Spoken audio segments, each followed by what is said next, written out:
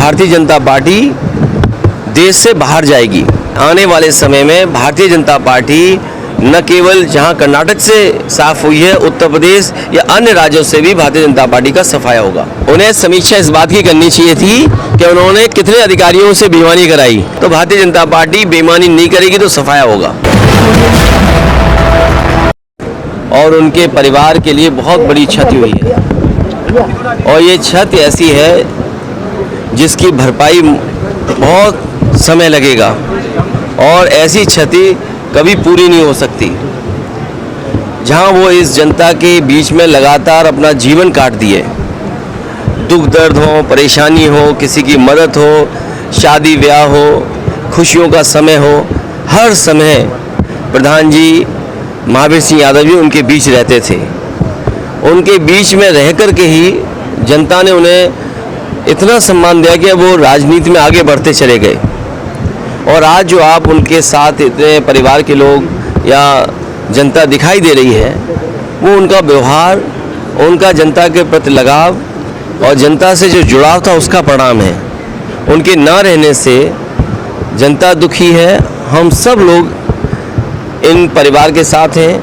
नाती सोनू है, उनके भाई हैं, परिवार सबसे मिलने का मौका मिला। हम सब लोग उन्हें भरोसा दिलाते हैं जिस तरीके से सुख दुख में और हर समय हम समाजवादी लोग उनके परिवार के साथ खड़े रहे, भविष्य में भी उन परिवार के साथ हम लोग खड़े दिखेंगे। अच्छा, जिस तरह से कर्नाटक के नतीजे आए हैं तो 2024 को लेकर किस तरह से अब तैयारियां रहेंगी और क्या उसका संदेश? देखिए, अगर हम परिणाम कर्नाटक का देखें और उत्तर प्रदेश का निकाय के चुनाव को देखें, वहाँ जनता ने परिणाम ऐसा दिया है कि भारतीय जनता पार्टी देश से बाहर जाएगी। और जो निकाय चुनाव में थे, अधिकारियों ने अगर बेईमानी न की होती और जिस तरीके से जगह जगह से सूचनाएं मिल रही हैं, अधिकारी खुलेआम हस्तक्षेप कर रहे थे। वोटर लिस्ट से लेकर के सरकारी कर्मचारियों का व्यवहार और सरकार का दबाव ये बता रहा है कि आने वाले समय में भारतीय जनता पार्टी न केवल जहां कर्नाटक से साफ हुई है, उत्तर प्रदेश या अन्य राज्यों से भी भारतीय जनता पार्टी का सफाया होगा। अच्छा, जिस तरह से MIM पार्टी और आम आदमी पार्टी ने मुस्लिम वोटों का ज़्यादा ध्रुवीकरण हुआ उससे, तो समाजवादी पार्टी की आगे 24 को लेकर लड़ाई क्या रहेगी फिर? मैं आपसे कहूँगा कि जिस तरीके से आप पढ़ रहे हो और देख रहे हो और डेटा को एनालाइज कर रहे हो, दोबारा पलट करके देखिए। कई बार भारतीय जनता पार्टी सीधे लड़ती है और कई बार भारतीय जनता पार्टी कुछ दलों को आगे करके लड़ती है। इसलिए आपको इन चीज़ों को सोचना पड़ेगा।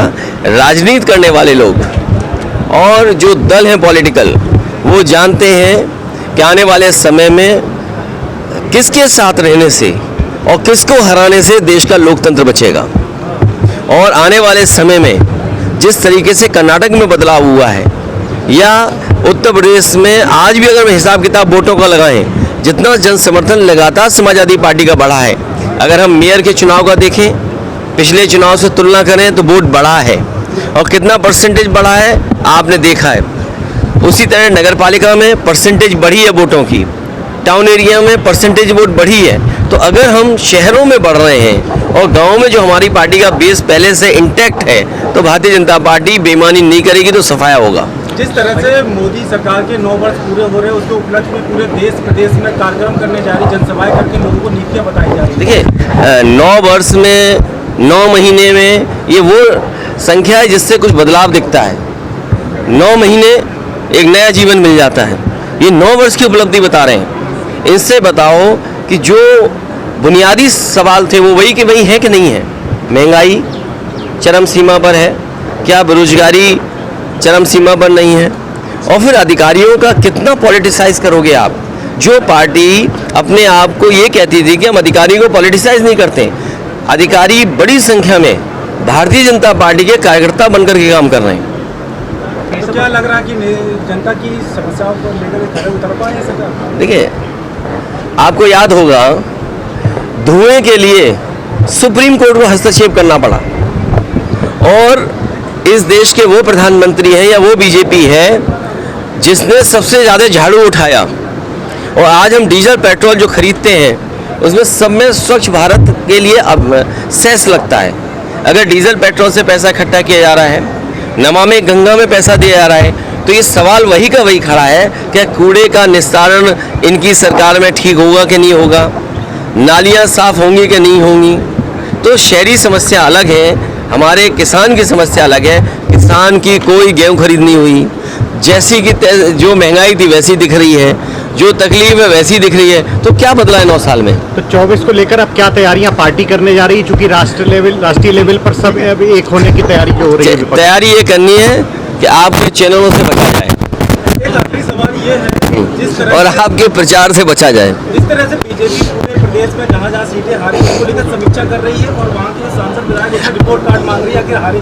उन्हें समीक्षा इस बात की करनी चाहिए थी कि उन्होंने कितने अधिकारियों से बेईमानी कराई। सहारनपुर में एक अधिकारी ने निष्पक्ष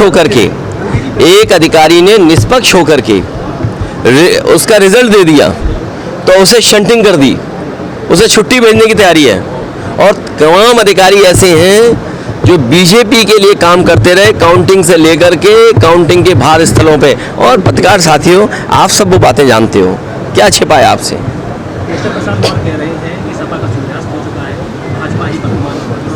छोड़िए इन बातों को, कुछ नहीं रखा इन बातों में।